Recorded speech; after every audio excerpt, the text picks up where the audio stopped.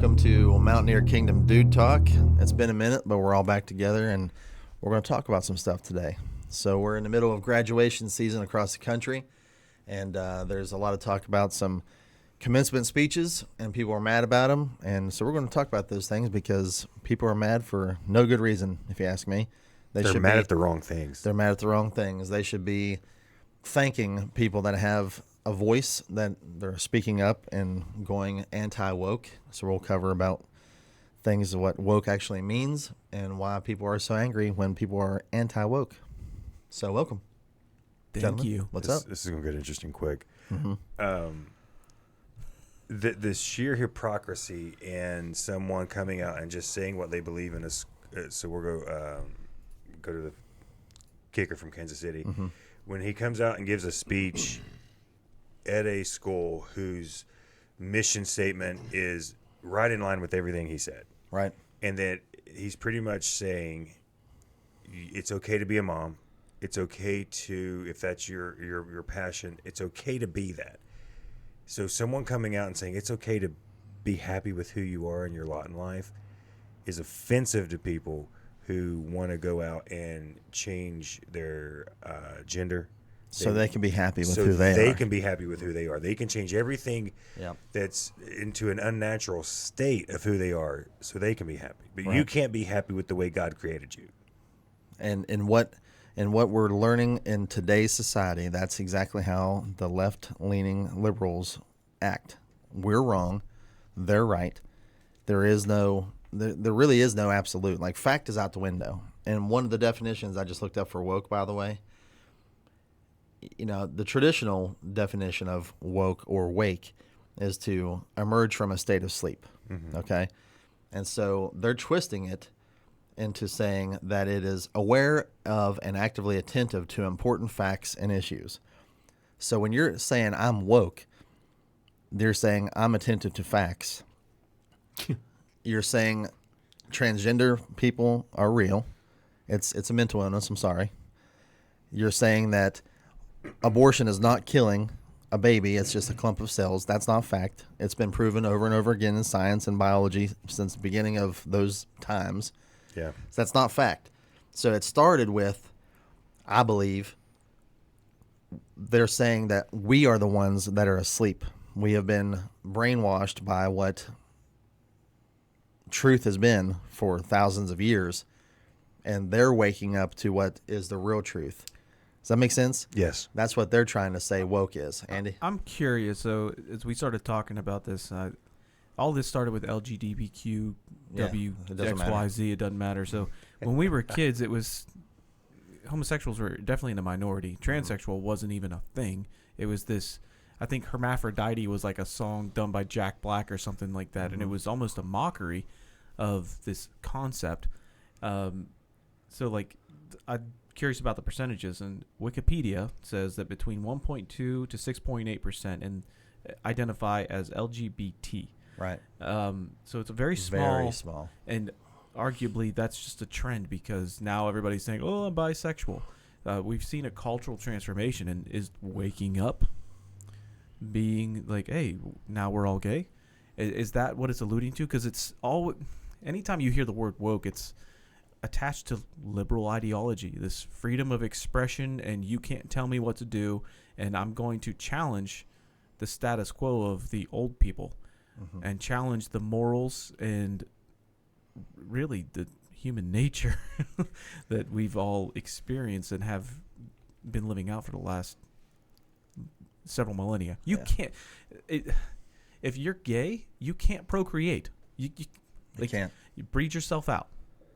But the woke people will say that you can, because men can have babies if they are a woman that calls themselves a man. But we're also talking Isn't about that the crazy? same group that nonsense. says pedophiles is okay. Right. Okay, cool. Just So making Well, sure they're we're on the same maps. page there. Pedophiles is offensive. Oh, pedophiles? You Yes. mean- yeah. Well, then be offended, pedophile. Joe Biden. Well, now, just because he showers with his daughter doesn't make him a weirdo. Sniffs What? people. You don't know about this? No. It's in her diary. I don't know if I want to know No, about it's this. in her diary. Look it up. She wrote a diary saying, I've showered with daddy often. Fake news. That completely derailed my train of thought. It's fake news according to the wokers. So it kind of an interesting thing back to the don't back procreate. So during the time of Sodom and Gomorrah, it was a custom at the time for people to give medicine to women to make them sterile because it affected their beauty if they were to become pregnant. And that was part of the Sodom and Gomorrah era. Mm-hmm. There have been... go ahead. No, I was just going to say, I mean, that I never heard that before, but I mean, it's just more proof. I mean, it's you're hindering the only person that could bring life into this world by giving them things that would take that ability away. But yeah, we're talking about people living in this society saying, I can be a woman can say she's a man, and if we believe that when she gets pregnant because her body is female, then actually a man is pregnant. Does that not sound insane to you? How I can't believe with that small percentage of what you just read, liberal idiocy, that a majority of the left agree with that. Now I contend that they really don't agree with it. I contend that they're so stuck in their side of their voting aisle that they have to agree with it. Otherwise, they can't leave where they're at. Do you remember, guys, the term political correctness is coming to mind as we're talking about this, and it's really intentionally trying to not be offensive. Like, that's the bottom line of what the PC police is. It's like, I'm not going to say or do something that's offensive, and that's really the heart of it. But like, whether or not you agree or disagree, it doesn't matter because, well, Josh, if you say that you're a cupcake, I have to accept that because you're a freaking weirdo that thinks you're a cupcake.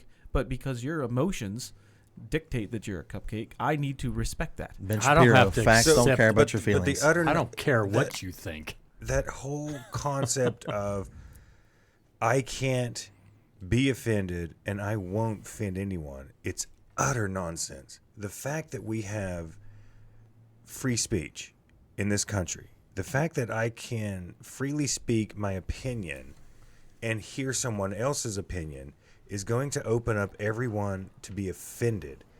One, I don't care that you're offended. It's not going to kill you that your emotions got upset from getting out of your mom's basement. That's not my problem.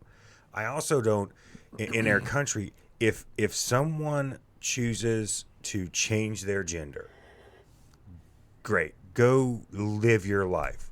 But you don't have the right to come and tell me that I have to accept your nonsense and your sin. You're not going to force me. Don't force it on me, and don't force it on innocent children. Other than that, if you want to go cut something off or add something on, you go do that, and I don't have to accept your lie. If you want to go be a tomato, I don't care. If you have the right to do that, I have the right to tell you you're wrong. Right. And well, that's the problem. When is the freedom last of speech. time? Go anywhere in public with a kid. I love kids.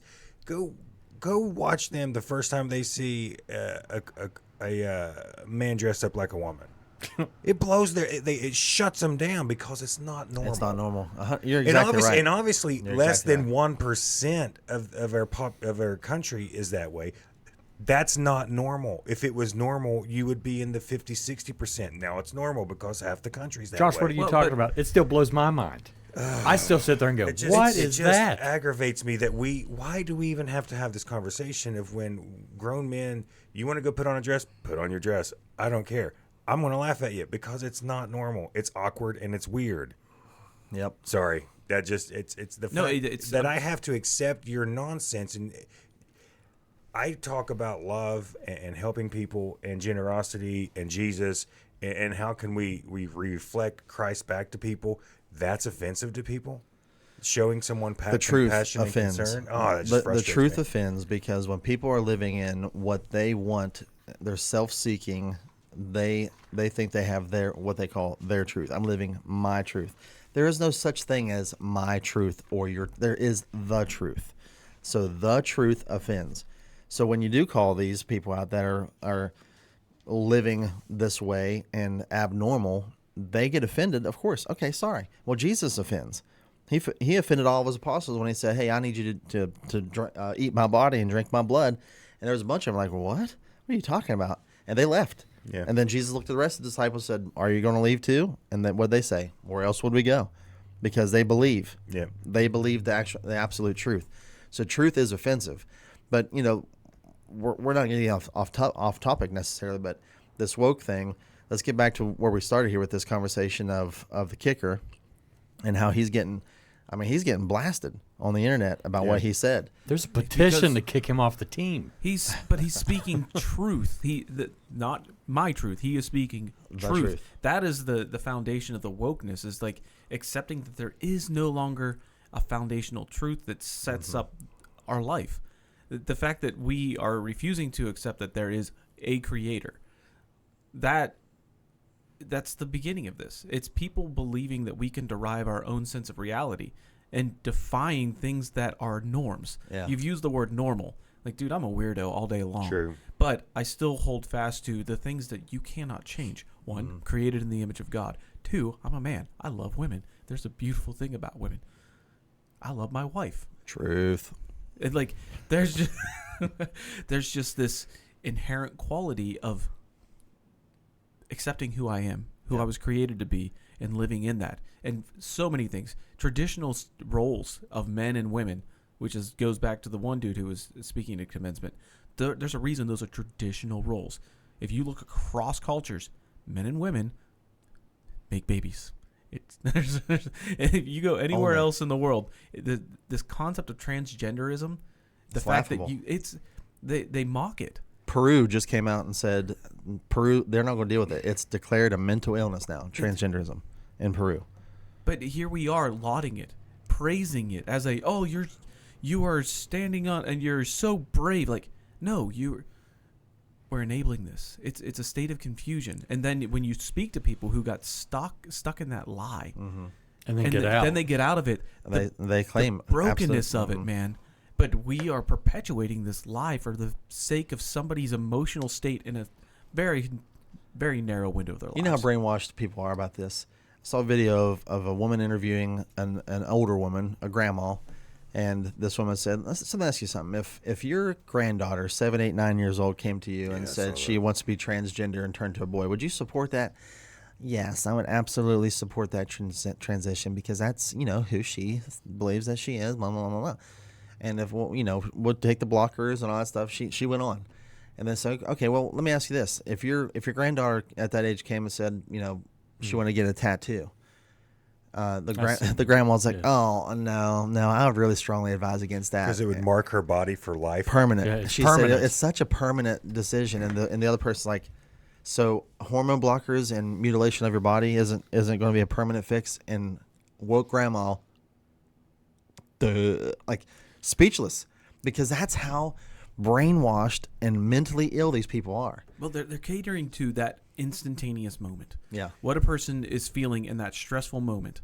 Well, I think it's because, and I've said this before, I think a lot of people, even that are registered Democrats, I don't think they believe this lie. I don't think they do, but they have to stick with it so that they can be justified as to why they're still Democrats. Again, because people are going to judge them. Exactly. They're scared. Dude, as we're talking about this, it makes me realize the power and influence that we have, what people think about us. Yeah. Yes, but a lot of us don't use that. So the thing that when you guys are talking about this that keeps coming to my mind is just go to some of the comment sections on some of our shorts. Okay? It is my famous line, by the way, buddy. What line's the that? thing that sticks out to me the most is if you say something that's true according to Scripture, so now we know it's 100% truth, the enemy comes out of the woodwork to bash it, to destroy it, to come after you. Where are the Christians? Where are the people that agree with your statement? Where are the people that is, hey, I know what you're doing is not right. I don't accept it. I don't agree with it, but I love you anyways. And if I can do anything to help you, I will. Where are those people? We need more Hal Brickles. We need more truth seekers. You can't say it. No, I have a legitimate statement. Do you want to know where they're at? They usually get on there and comment at night. You don't know where they're at during the day? Working. They're at work. They are at work, but at the same time, Everybody who's on there during the day doing stuff, they're living in their mommy and daddy's basement. Just woke up. It gets to. I think Christians have almost been neutered to an extent by society because they've allowed it. Mm-hmm. And what I mean by that is, we don't go out of our way to offend people. We don't want to upset people. We want to help people. We want to encourage and we want to love people. So we think if we say something against a sin, not the person, that we're being cruel. What's cruel is not speaking the truth and shining the light of Jesus. Yeah, I mean, that's cruel. If your child goes up to a light socket and you're getting ready to watch him stick his or her finger into the light socket, I don't want to tell him it's going to hurt her because that's the truth. I don't want to say it, and then they get shocked. You know what I mean? Like, yes. It's not. The Bible says the if truth. you don't discipline, then you actually hate your child. So that truth is discipline, and I'm not talking about physical discipline. I'm talking about learning discipline. Discipline can be defined as, being able to do the thing. Well, discipline is like doing a thing right all the time. Yeah. I'm very disciplined. I'm doing these things to succeed in my redirection. area. Redirection. And then, of course, there needs to be some times of physical correction every once in a while. A spank to remind the kid, okay, this is what happened. This is a consequence of your action. Let's not do it again because I don't want to spank you anymore. But you got to learn. And of course, parents are going away from that now. Bible says, "Spare the rod, you spoil the child." And that's exactly what's happened. No one is hearing the word no anymore in these days. No one is hearing, no, I said so. I am the head of the household. I am the dad, or I am the mother.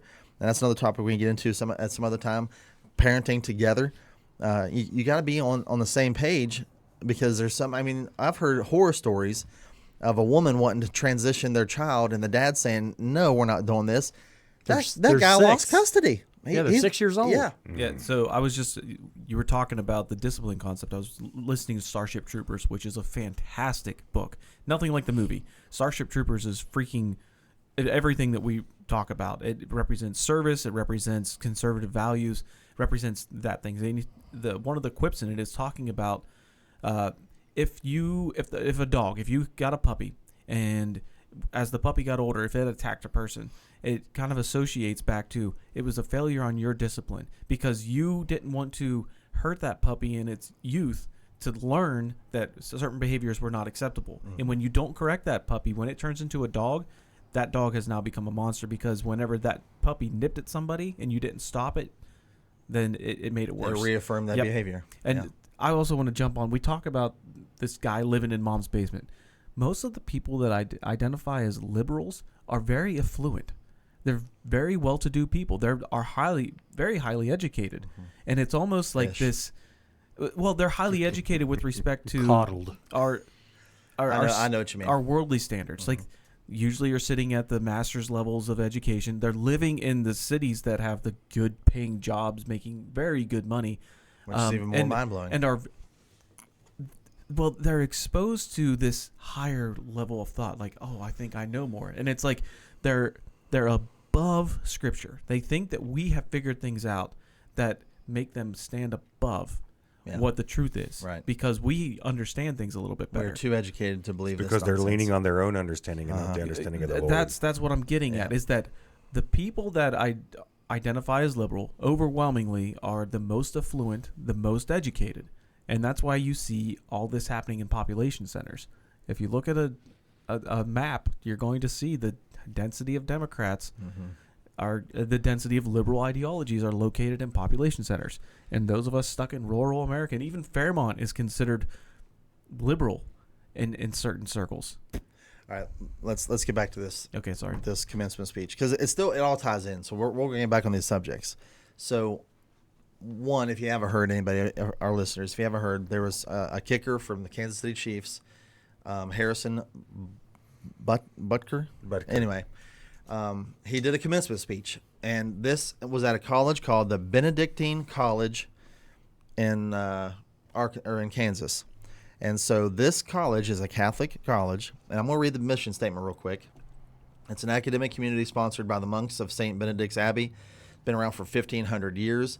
The dedication to learning in its own time is ordered for the goal of wisdom lived out in responsible awareness of oneself, God and nature, family, and society.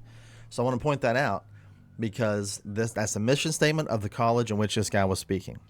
So he's getting all kinds of heat for what he said in this speech because we have the woke, quote unquote. Thank you, first responders. Yep. Thank you, first responders. We have the woke left that jump on anything they can without even reading the whole thing. They just, there's information, and then they just vomit all over the place. And now this guy's getting all kind of heat because they're saying he was saying that all women are good for is just being a housewife and a mother and all this. That's not what he said. Now, if you read the full text, if you don't read the whole text, one could say he did say that, oh, even though you have a 4-year degree, it's meaningless. You're supposed to be a wife and mother. If you really wanted to read it that way, you could, but that's not what he said. He went on to say all kinds of different things. First, he talked about his Catholic faith, how the Catholic faith is kind of dwindling in some areas, how they're not believing the full text of the Bible and what it really preaches, and that its foundation is on Jesus. So he was really anti-woke in this speech. And then he talks about to the women by saying, You have 4-year degrees. Congratulations on what you've done over these 4 years. But don't be, and I'm paraphrasing, don't be surprised, though, if later in life you realize that your true joy comes from being a mother and a housewife. And there's nothing wrong with that because, again, it's a Catholic school with the mission of God, nature, and family and education. So he's speaking to those people who went to this place. Who in theory, would say, okay, I know the mission statement of this place. I believe what he's saying. I guarantee you none of those people were offended. They actually had, like, there was one moment in a speech when I was reading it, it was an 18 to 20 second applause after he said all this stuff. During his controversial statements, supposedly. I'm sitting here looking at some bullet points, and the first one that kind of sticks out, plus I laughed at this one. One is abortion is murder, which is true. Yep. And he goes, our own nation is led by a man who publicly and proudly proclaims he's Catholic faith, of the Catholic faith, but at the same time is delusional enough to make the sign of the cross during a pro-abortion rally. So here, let's murder babies and do the cross. That one, like, I love that. He's a cafeteria Catholic. That was my favorite line. I'm reading about is bishops are misleading their flocks. Well, isn't that true? I just saw and that's not just in the Catholic Church, by the way. That's not just in the Catholic Church. I just saw a video of I forget the name of the church. It's very famous in the South. Long history of serving the Lord, but they have recently opened the doors to actively living in your LGBTQ community. They have the flags Methodist, all over isn't the it? church. Yes. Yeah. And people are applauding and talking about, see, now that's a show of love. Love is not love. God is love. If you don't have a relationship with God, you can't know what true love actually is. That is the liberal woke concept invading the church. And when you look at the Methodist Convention, they all stand up and say, I identify as she, her, and lesbian. And, like, at what point did the church start to conform to this world? Right. Doesn't Christ say something about in the be in this world? Be not conformed to this world? Yep. We are supposed to be the light. Transformed. And here we are, and an extension of the body of Christ has now become victim to what the influence of this world has done. And again, let's just point out that we here all disagree with the lifestyle. Okay? True. The lifestyle. We do not hate the person. It's the lifestyle, the sin that they're choosing. And sin is not in levels, okay? Right. So a lot of people think that Christianity puts sin on these little totem poles of, oh, here's a greater sin than this sin. There's They're all the same. homosexuality, there's adultery, there's lies. You know, they always want to think we put these on these levels. No, they're all right here. Sin is sin. There's pride. So- Pride kills. Not Pride Month. That's Well, what I'm just nonsense. saying is, Right. I just want to point out that we are not saying that the homosexual community can't live in a community. We're not saying that. In a church community, right? I mean, they're can't living serve, but you they're can- actively living in sin. You cannot serve within that community. Come to church. That's where you need to be. Live in our neighborhoods. I mean, you need a house. I mean, you're human beings. You're American citizens. You have the Bill of Rights. You can do what you want. Just don't force it on me. Right. And just like, you know, everybody talks about on our comments, the separation of church and state. There is no such thing. It was a letter. Okay, it's not in our Constitution that there's a separation of church and state. And all that really means is, in the letter, was talking about the government cannot dictate what the church does. That's what it is. So there needs to be a level of morality because our Constitution was founded on moral values and moral dignity. And that's why we have the laws that we have. Guess what? We're not allowed to kill in America, are we? Well, that's one of the 10 Commandments, ironically. We're not allowed to steal from people. Guess what? That's one of the 10 Commandments. I wish people would actually read before they start arguing a little bit. And honestly, we were going to talk about this. We were preparing last night, and my wife called me out. Hey, maybe you should read the speech before you talk about it. Thank you. I'm glad I did, because it really does. It proves more of a point. Reading the mission statement proves more of a point. So here this guy says all this stuff, and he's getting lambasted all over the internet because he's a misogynist, and he's saying women are only good for being baby makers and but homemakers. That's not what he said. It's what they heard. That's what they heard. What's what they wanted to hear. Because they wanted to be offended so they can go on to be made heard. And to express, I've been hurt. You know, I heard a lot when I was growing up the old saying, sticks and stones may break my bones, but words will never hurt me. What happened? When did that flip on its head? You know, I'm curious. We're getting pretty emotional about this. And I struggle. Well, you are. I'm not. Well, Ryan's getting ready to cry. We're getting heated. We are, but we're getting passionate about it, and I wonder why.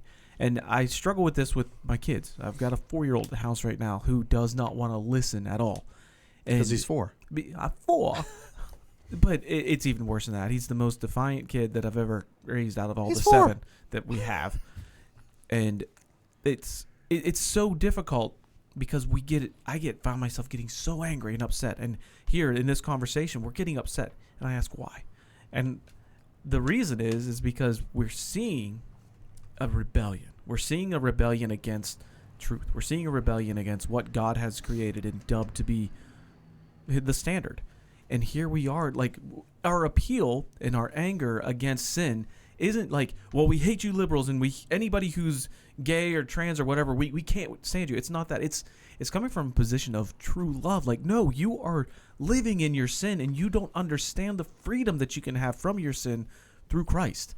That's why we're so passionate. We're not so passionate about this because we think you're an idiot. We're here because we love you, and we want you to see the beauty of Christ, and you are being led by a lie. So understand that the passion of this conversation doesn't come from hatred. Just not anger or hatred. It's we love you so much that we're trying to share something that is so foundationally true, and you're being hid because of fear of people. That's what it comes down to. We're so afraid of other people that we forget that we should fear God first. That's good. I'm not afraid. Passionate. I'm sitting here thinking, so what's the course correction? How do we get the country or the at least the conversation back to a track to where both sides can communicate? Taking up in the sky. And the only thing that comes to my mind, and we're going to keep coming back to it, is are you being led by the Spirit, or are you being led by the flesh? And that starts in your home. Mm-hmm. Right. You have to start training and accepting your role as the leader of your home, as the spiritual authority first. Before the disciples ever went out and preached the gospel to the world, Jesus commanded them, don't leave Israel. Like, stay within the borders. We got a lot to take care of here first before we can go out. And to that point, starts at home. So more to the speech. This guy talks to the men in the crowd too. Mm-hmm. So he says, to the gentleman here today, part of what plagues our society is this lie that has been told to you that men are not necessary in the home or in our communities. As men, we set the tone of the culture, and when that is absent, disorder, dysfunction, and chaos will set in. Yep. This absence of men in the home is what plays a large role in violence we see all around the nation. Other countries do not have nearly the same absentee father rates as we find here in the U.S., and a correlation can be made in the drastically lower violence rates as well. Be unapologetic in your masculinity, fighting against the cultural emasculation of men. Do hard things. Never settle for what is easy. You might have a talent that you don't even necessarily enjoy, but if it glorifies God, maybe you should lean into that over something that you might just think suits you better. So it's not about what you feel. It's what you were called to do. And men were called to lead. I'm sorry, women that are the feminists and whatever, you don't like to hear that.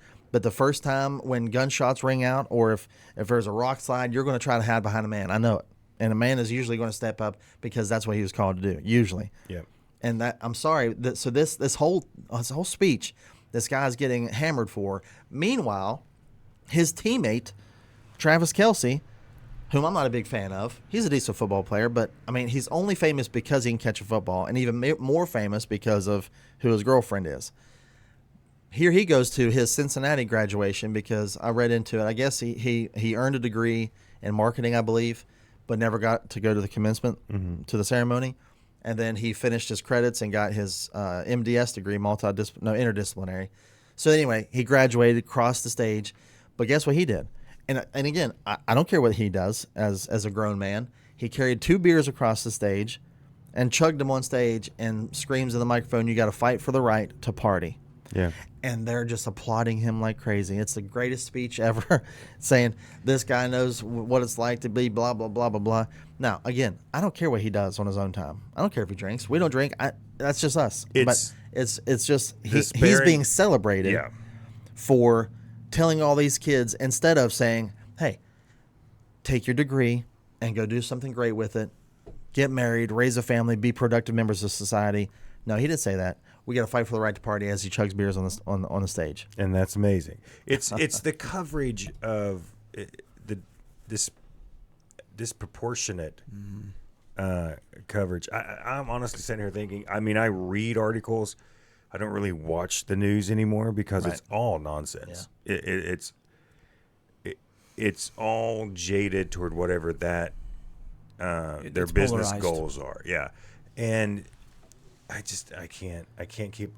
I don't want to keep up with the mainstream media anymore. You never know what to trust or what to believe. So, well, I think the conversation has transitioned more from a national conversation to now we're realizing that we need to bring it back to the house. Literally, like we need to bring it back to family values and investing in our local communities, because we have so disassociated ourselves with what's relevant to us here and now. We've talked a little bit about this around the bush, but the foundation of the church is the nuclear family. And the family as a whole is under attack. It's spiritual warfare, period. Divorce rates have increased. The role of men has been taken away. You guys were talking about a guy that lost custody of his kids because he wouldn't do the transgender stuff. Like, I've been an active part of developing or helping move the laws forward to allow fathers to have a voice again. Like, we are at war right now. The family, the structure of the family, which was designed by God, is being attacked and is being undermined, and the state is encouraging it. And all of these things, the culture is encouraging it. The emasculation of who we are as men has been encouraged. Like, it's stupid. We have to stand up and fight against this. Because the church depends on the family. The church depends on masculine leadership. Guys like this dude are standing up and fighting against that. And look at the outcry against him. Look at it. It's an attack from the enemy. It absolutely is. Because the enemy knows the nucleus is the family. He knows what holds everything together is a strong family that worships the Lord, because that's the type of person that is going to dissolve all the lies the enemy is portraying. He's the father of lies. And I, again, how you were pleading to our watchers, we're not angry at you. We love you and we want you to see the truth. We implore you to just read the Bible. Everybody wants to say, I'm so educated, I can't believe. I want you to read, and I want you to say, Lord, if you're real, open this Bible up to me. Let these verses speak to me. Give it a shot. If you really believe there is no God, what's going to hurt you? What do you have to lose? I was just thinking. What's it going to hurt? And if you want to do some actual analytical studies, do that. Break it down. Go look at some historical facts. I saw a thing there. There's 675 plus thousand cross references in the Bible that all line up. And another guy, I wrote on one of the comments, the Bible is so contradictive. It contradicts itself over and over. No, it doesn't. There are zero contradictions. There's 675 plus thousand cross references that prove everything in the Bible that really happened. Go ahead. I'm just fired up. Just to dot that I on Jared that is too. Look at him. I'm fired He's up. been You're fired he's up, so yeah. fired up this whole conversation. Yes. There it is. The contradictions that because we brought this up before in one of our earlier shows, was there's no contradictions in the Bible. They're like, well, what about Abraham when he slept with the slave? It's not a contradiction. It's a sin. Right. Right. That just because he screwed didn't up. follow the plan of God doesn't mean it's a contradiction. It means Full he's a of- flawed human like every single one of It us. captures the story So and the humanity Stop of him. cherry picking what The Bible is full of imperfect people, but one. You know? Right. That's it. I'll say it again, man. Read Psalms. When you read Psalms, you realize that you're not alone in your imperfection. You're not alone in your need. Like, we're all broken people. We're all going to sin. We all have sinned. Well, some of this, we're talking about the home in our church. I think some of the stuff that keeps coming to my mind is, even if you're not getting what you need from church, this might get No. He actually says some of this in his speech. something interesting, is we have people leading who shouldn't be leading. They're leading because that's what they want to do, but it's probably not what they should be doing, right? Just because I like to do something doesn't mean I should. It sounds like a Jurassic Park quote. But we have, and I have nothing against strong female attitudes. I think I love women. Strong women are leaders, and we need them, especially godly women. But we have women who are stepping into the authority of men, and it's not God's purpose, right? I don't know if I should go on with this because I don't want to. You don't want too to offend many. somebody? Hey, choose your words real quick. Let me read this real quick from his speech. Today, our shepherds are far more concerned with keeping the doors open to the chancery than they are with saying the difficult stuff out loud. It seems the only time they hear from bishops is when it's time for the annual appeal. We need our bishops to be vocal about the teachings of the church, setting aside their own personal comfort and embracing the cross. Our bishops are not politicians, but shepherds. So instead of fitting in the world by going along to get along, they need to stay in the lane and lead. That's what you were going to say, wasn't it? No. Wow, we really all looked at it with like, Come With a on. No, what I was going to say was kind of back to you were talking about we got people in the church that's not necessarily called to preach. There's a pastor down in Atlanta, Georgia, who's got a pretty sizable church, numerous churches all over Atlanta, who was on stage, and he made a comment. This has been years ago, that you don't always have to be called to lead a church, to be a pastor. You just have to want to do it. Mm-hmm. And I remember getting a check in my spirit on that. Was like, no, pastors, leaders, pastors, teachers, prophets, apostles, evangelists have to be called. Have to be called. I agree. But there's a certain connection too, there's a certain connection to our pastors as being a leader in a fatherly type role where there is correction and there's discipline and there's direction. And we're living in a generation where fathers are not known as the people that are supposed to correct, guide, lead, and discipline. Fathers have infamously taken a back seat to the cultural whims and pressures, man. And that's our job. That is our job to stand up. Shoot, I lost my kids because I've disciplined my children. I was called abusive because I disciplined my children. And that was by a court system here in Marion County, West Virginia. And it's just stupid to me that I lost my children because a female judge, who's most likely liberal, sat on a bench and said, your kids need discipline, but not the type of discipline that I was giving them, telling them, no, you can't participate in sports when you behave that way. Like, that is what is wrong with our society, is that we're not allowed to raise our children. Right. And then there's no level of accountability in the church. By extension of that, there's no accountability in the church. We were just speaking before this that we have some examples in our own local church where we're not holding people accountable. We're not setting men's feet to the fire when they are openly sinning. And it's a scar, man. But there's got to be, there's some certain people I've met, and no names will be thrown out, that as soon as I'm introduced to these people, there is a discernment, a check in my spirits, like, Then immediately after I'm uncomfortable, I question, like, well, but I was introduced to this person by somebody I trust and love in the Lord, and they're all right with him. So maybe there's something wrong with me. No. Every person that I have had this feeling about this, like there's just something not quite right there. Let me ask you. Pans out to be true. So let me ask you a question. What are you doing when that happens? Are you just? This is a Oh, I listen a lot more than I talk. That's what I'm saying. Baloney. At what point do we stand up and say, I have an issue with this because it contradicts this principle and this tenet and this foundational concept? Oh, I take it to my leaders in the order it should go to. Okay. And on a personal level, I distance myself too. If it's not a matter of And my family. But- if it's not a matter of leadership and issues like that. If you have a check, just distance yourself from them. And But it comes back to what Nick was saying about the comments. Where are the Christians? Mm-hmm. So we're talking about cyberspace, people not commenting.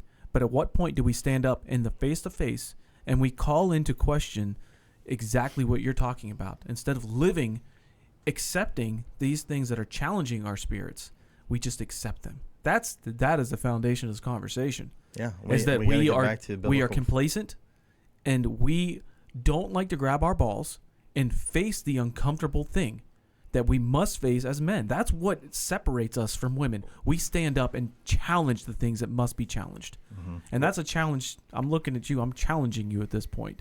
I have a To concept. do what I've already been doing. I would say that I think it's a duel. it is. Challenge to a duel. Let's All go. right, I have the high ground, Anakin. Ow. So this goes back a little bit to, and I wish we would have been able to record closer to when this incident happened, was the Driscoll thing, that some of the stuff we're allowing in their churches. Oh, right. With the sword swallower. Pole dancer. Pole dancer. That Well, sounds he weird. Swallowed a sword on stage. It's weird. Like, where in anyone's checklist did that whole fiasco happen?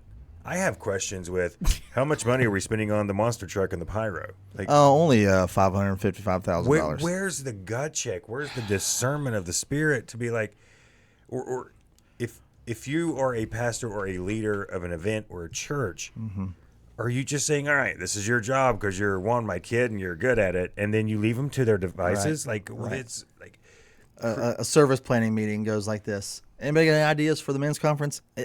Yeah. Hey, I think we need to have a guy. Imagine this: a big pole in the middle of the stage, And the dude's ripped. and let's have a guy who is very well built. Take his shirt off. Now, listen, hear me out. I'm take his shirt off, and slide on the pole and stuff, and then swallow a sword. Wouldn't that be cool? Do like And- acrobatics. I mean, would I have guess. to question if you were straight or not. Like, Well, that's what I'm saying. Like the round table discussion. Yeah. That's how it was presented. And why weren't the other four looking at this guy or girl the same way you're looking at me right now? Well, what's the Right. heart behind I mean, it should have been it's like weird. It should be like, what are you talking about? So, and that goes to maybe. This But is no, a it completely went. different Sounds great. conversation. Let's Right. book him. Yep. But in any of the things you just said, and any of the stuff with the pyros and the monster trucks and that whole fiasco, where's Jesus? Where's he mentioned once in any of this? Right after the guy was called out, he said, "Well, Jesus said do the Matthew 18 principle, and you didn't do it." And that's the only time. Come on. After rebuke. I guess a lot of That was the only time. decent, good Christian people and conservatives in particular, they just want to be left alone. They don't want to be bothered. They don't want anybody telling them what to do. So they get complacent and they don't stand up for truth. Well, it's not, well, maybe I shouldn't bother them. I don't agree with them at all. I think they're 100% wrong. That's But I just need to sit here and mind my business. That's There is a time exactly- to mind your business, and there's a time to stand up and fight for what's right. Well, this is that time to stand up because that's exactly where we are. I'm struggling with that in my personal life. Like, I just bought a house out in the middle of nowhere, and my deepest desire is to just be left alone. I want to go out and be left freaking alone. I've been in public service for the last 17 years of my life, and I'm tired. But I have this call on my life, so I think I'm going to push the rest button for a little bit before I start getting stupid again and trying to get involved in affairs that aren't of my day-to-day life. But honestly, that's what we're called to do. We have to involve ourselves. If we don't, Otherwise, we're other missing- people occupy it. Yes, that is exactly what's happening. Our desire to just be left alone is stagnating the gospel. It's stagnating the church. It's stagnating our role as men. The people who have the knowledge and the ability to overcome and stand up against this garbage that we're facing every day aren't, because we are so concerned We're Christ says, "Blessed are the peacemakers, not the peacekeepers." We are not called to be peacekeepers, to sit back and say, "Hey, man, you do you." No, we are called to make peace. We're called to call into check those who are disrupting and tearing down things. You don't beat a bully by letting the bully. Somebody has to stand up to it. That's our freaking job as men, is to stand up. Yeah. When a bully sees his nose bleeding, he's done. Like, dude, I don't want to. I'm tired of admitting that because I'm freaking tired. Like, I'm so tired. Do you get enough sleep? No, I don't. You're talking about the bully, and it always reminds me. So, my son, who's typically very calm, very helpful, I've never really seen him have such a fight in him as when we put him into public school for a little bit. And you guys don't know the story about the bully who's just picking on all the other kids. And he's like, he's about to cry. This is upsetting him. And they're like, well, what are you going to do? And they made fun because he has a little gap in his teeth. And out of nowhere, he's a lamb most of his life. But when the fight comes to him, he's a lion. And he starts talking back to the bully to where it puts the bully in like, oh, okay, this kid's actually going to say something. To where the bully walks up to him after a couple weeks of this. He's like, hey, can we try to be friends? And my kid's response is, well, that depends on you. Like, it depends on how you treat people. It depends on how you act to people. It's if a bully's not put in check, they're just going to destroy as much as they can. And it actually makes me feel bad for them because there's something in their life that caused them to be that way. Oh, yeah. Reminds me of my favorite kid story I used to read to the kids, The Minosaur. Mm-hmm. Anybody know this book? Do not know this book. So it takes place in a school, and the Minosaur is mine all the time. Mm-hmm. And so he's stealing toys. He's stealing toys from all these kids, and finally the kids stop playing with him. And so he goes over and he's like, where's all the toys? Nobody's playing. I can't destroy it and say mine anymore. So he finally goes up and says, hey, can we be friends? And the kid said, well, I mean, it depends. Are you going to be able to share and play with us? And they became best friends. And that's exactly what it is. We have to stand up. We just can't keep letting that stuff happen. It's like, all right, well, I mean, he stole it. He took it, or they say it, and I have to believe it. You don't have to accept that stuff.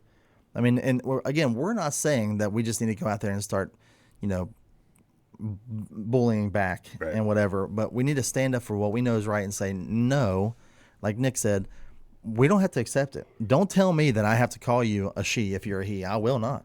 I will not. Here, I think the way we do that is by standing. To just be present and to stand and be firm. There's a concept in a group that I'm in that is the lighthouse principle. And it's guys that are trying to reconnect with their children. And in order to do this, we must be like a lighthouse, standing against everything that comes against us, firm and not moving, but still being available, still being present, and still being something that is immovable. It makes me think about this whole conversation, The Man in the Arena by Theodore Roosevelt. If you guys have never heard this. It is not the critic who counts, not the man who points out how strong man stumbles, or where the doer of deeds could have done them better. The credit belongs to the man who is actually in the arena, whose face is marred by dust and sweat and blood, who strives valiantly, who errs, who comes short again and again, who spends himself in a worthy cause, who at the best knows in the end the triumph of a high achievement, and who at the worst, if he fails, at least he fails while daring greatly. So that his place shall never be with those cold and timid souls who neither know victory nor defeat. Ephesians 6:13 says, for this reason take up the full armor of God, so that you may be able to resist in the evil day, and having prepared for everything, take your stand. Stand. Reflect Christ when you stand, though. So I say kudos to you, kicker from Kansas City. You took a stand. Kudos to Jerry Seinfeld, a Jewish man giving a speech at Duke University. In the midst of these universities being pro-Palestine, by the way, that's wrong. The Hamas are. I just want to say one thing. The people that are protesting for Palestine are generally woke liberal lefties, and even there's some the LGBTQ are protesting for them. They're clueless. You're clueless because Hamas. If you go over to Hamas and say, "Hey, I've been protesting for you," and they're throwing you off a roof. Yeah, that's what they do over there. If they don't cut your head off first, right? Yeah. Oh, you're gay? Oh, they're going to take you to the top of this building and chuck you off. And that's 100% truth. Read and learn. That's 100% truth. Pro-Israel. That's all there is to it. Yeah. The word says, Blessed are those who bless Israel, and you'll be blessed. Yep. What was your thought, Nick? That's what I was going with. Like, I don't understand. It's like they don't research. Like, oh, we're so pro-Palestine, blah, blah, blah. Go over there and tell them that how much you love them and this and that. And then they go, you sound like you might be gay. And I got to be honest with you, even if you're not gay and you go over there and say that, they're probably still going to throw you off the roof because they hate anybody that are infidels. Yeah. I mean, that's... They hate us because we're Americans. Yeah. Yeah. Yeah. Yeah. They hate us because they ain't us. Yes. Did he say That's ain't what I us? was waiting on. Now we can close. We got our third yes. All right. Good So, talk. and not just one, it's a very passionate conversation for us. We got to have these conversations. Everyone, if you listen to this, have the conversation. There's nothing that we can't talk about and come to some kind of conclusion Back to the Jerry Seinfeld to the thing. agreement in the word. All them kids that got up and left while that gentleman, Jerry Seinfeld, was giving a speech.